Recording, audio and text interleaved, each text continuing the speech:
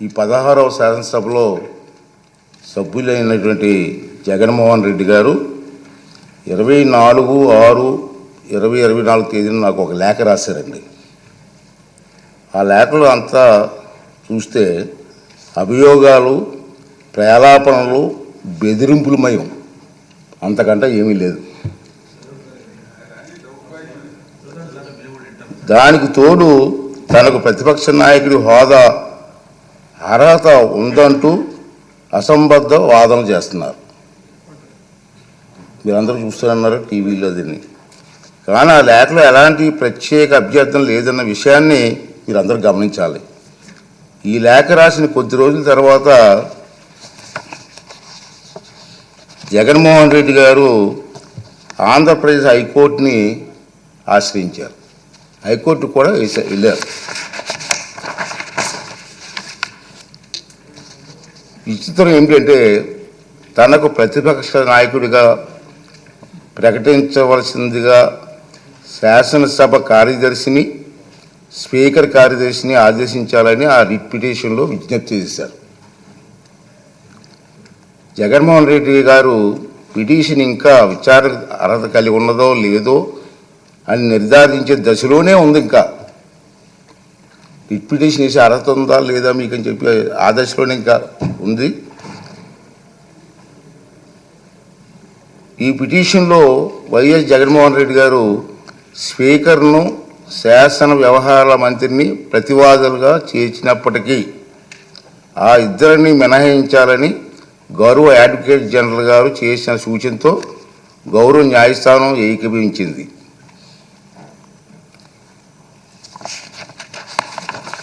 ఈ న్యాయ ప్రక్రియ కొలిక్కి వచ్చే వరకు వేచి చూద్దాం అనుకున్నాను. నేను ఇంకా కోర్టులో పెండింగ్ ఉంది, పెండింగ్ చూద్దాం అని అనుకున్నాను.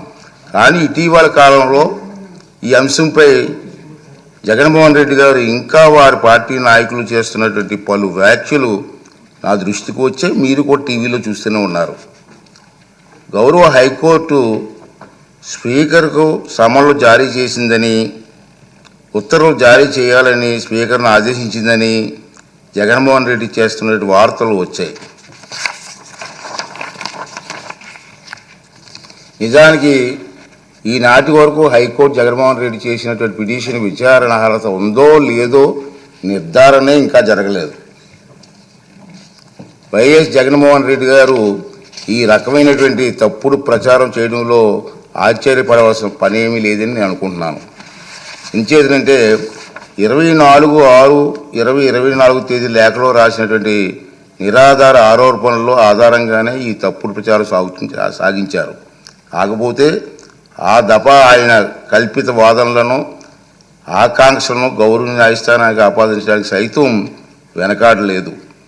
దురదృష్టవశాత్తు ఇదే ఆయన సహజ శైలి, మనందరికీ తెలుసు. జగన్మోహన్ రెడ్డి గౌరవ న్యాయస్థానానికి ఆపాదిస్తూ ప్రచారం చేస్తున్న అవాకులు, చవాకులు, అసత్యాలు గందరగోళానికి దారి తీస్తున్నాయి. కనుక ఈ రూలింగ్ ద్వారా తప్పుడు ప్రచారానికి తెరదించాలని చెప్పి నేను నిర్ణయించుకున్నాను.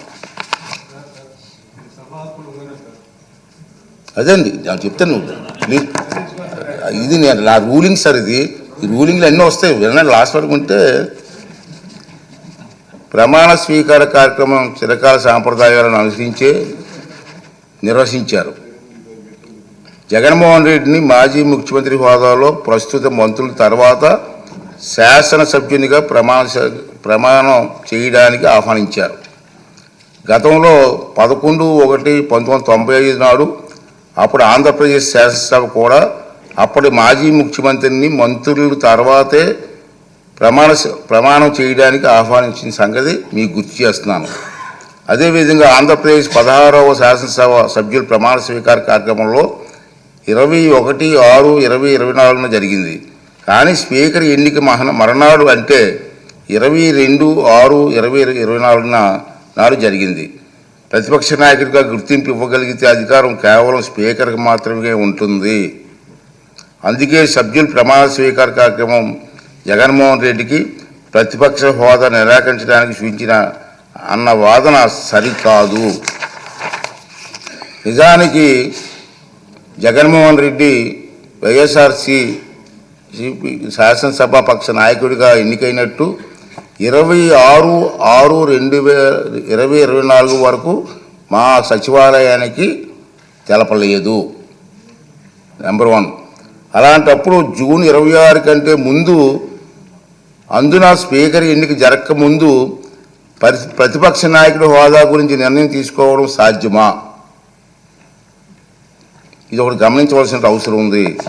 ప్రతిపక్ష నాయకుడి హోదా ఎవరైనా అర్హులా కాదా అనేది కేవలం రాజ్యాంగ సూత్రాలు, కోర్టు తీర్పులు, చిరకాల సాంప్రదాయాల ఆధారంగా మాత్రమే నిర్ధారించగలరు. ఆంధ్రప్రదేశ్ వేతనాల పెన్షన్ చెల్లింపు అనర్హతల తొలగింపు చట్టం 1953లో ప్రతిపక్ష నాయకుడి హోదా ప్రస్తావన ఉంది. ఆ చట్టంలో సెక్షన్ 12B ప్రకారం ఎవరైనా ప్రతిపక్ష నాయకుడి హోదా ఇవ్వాలంటే వారు చట్టసభలో సభ్యులై ఉండాలి. 2, వారు ప్రభుత్వ వ్యతిరేక రాజకీయ పార్టీ సభలో నాయకుడై ఉండాలి. ఇది క్లియర్గా ఉంది.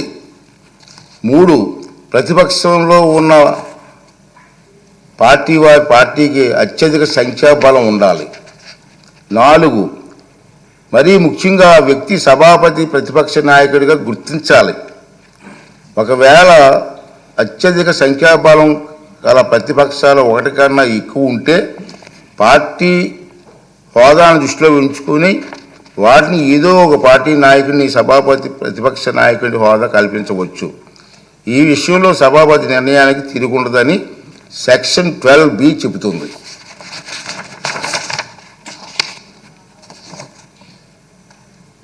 అదే సభ సమావేశంలో కావడానికి అవసరమైన క్వారం కనీసం సమానంగా ఉంటే సభలో మొత్తం సభ్యుల్లో 10% సంఖ్యాబలం తప్పక కలిగి ఉండాలి. ఈ చరిత్రాత్మక డైరెక్షన్ను పార్లమెంట్లో ఆంధ్రప్రదేశ్ శాసనసభతో సహా అన్ని రాష్ట్రాలు చట్టసభల్లోని పాటిస్తున్నారు. గతంలో ఆంధ్రప్రదేశ్ శాసనసభ స్పీకర్ కూడా ఇలాంటి డైరెక్షన్ను నెంబర్ 56 జారీ చేశారు. ఈ డైరెక్షన్కు మూలాలు రాజ్యాంగం చూస్తే 103, 189(3) అధికారంలో ఉన్నాయి. చట్టసభల నిర్వహణ కనీసం 10% సభ్యులు హాజరును వారంగా ఈ అధికారంలో నిర్దేశించారు. ఆంధ్రప్రదేశ్ వేతనాల పెన్షన్ చెల్లింపు అనర్హత తొలగింపు చట్టం 1953 ప్రకారంగా విచక్షణ అధికారాలు వినియోగించే సందర్భంలో స్పీకర్కు మార్గం చూపేది ఈ డైరెక్షనే. ఆంధ్రప్రదేశ్లో 1972-77 మధ్యకాలంలో 5వ శాసనసభను, 1994-99 మధ్యకాలంలో 10వ శాసనసభను ఏ ఒక్క ప్రతిపక్ష పార్టీకి ఎన్నికల్లో కనీసం 10% సీట్లు రాలేదు. కనుక ఎవరికి ప్రతిపక్ష నాయకుడిగా గుర్తింపు దక్కలేదు. అలాగే 5, 7, 8, 16, 17వ లోక్సభలలోనూ 10% సూత్రాన్ని పాటించడంతో ప్రతిపక్ష నాయకుడిగా ఎవరు గుర్తింపు పొందలేకపోయారు. ఇటీవల పొరుగులో ఉన్న తెలుగు రాష్ట్రాల్లో 2021-2019 ప్రతిపక్షంలో ఉండే అతిపెద్ద పార్టీ నాయకుడు ప్రతిపక్ష నాయకుడిగా సభాపతి గుర్తింపు ఇచ్చారు. కానీ కొద్ది నెలల తర్వాత 9/6/2019 తన సభలో ఆ ప్రతిపక్షానికి సంఖ్యాబలం 10% కంటే తగ్గిందన్న నిర్ధారణకు రాగానే సభాపతి ప్రతిపక్ష నాయకుని ఇచ్చిన గుర్తింపును ఉపసంహరించుకున్నారు. అలాగే 8వ లోక్సభలో తెలుగుదేశం పార్టీకి 10% సంఖ్యాబలం లేకపోయినా పి. ఉపేంద్ర గారిని ప్రతిపక్ష నాయకుడిగా గుర్తింపు లభించిందన్న మాట కూడా